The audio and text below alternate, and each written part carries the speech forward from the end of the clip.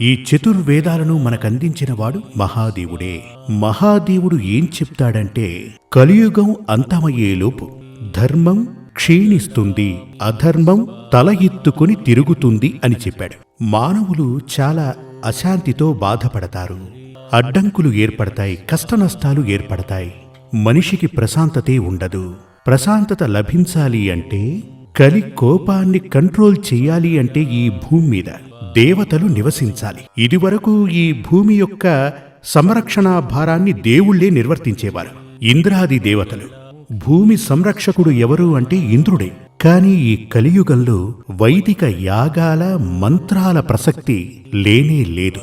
ఇప్పుడు చూడండి, ఈ వైదిక యాగాలు ఎక్కడ జరుగుతున్నాయి? చాలా అరుదు కదా. అంటే వివరంగా చెప్పాలంటే ఇంద్రుడు, అగ్ని, వాయువు, వరుణుడు ఇలా ఉన్నటువంటి దేవలోక దేవుళ్ళు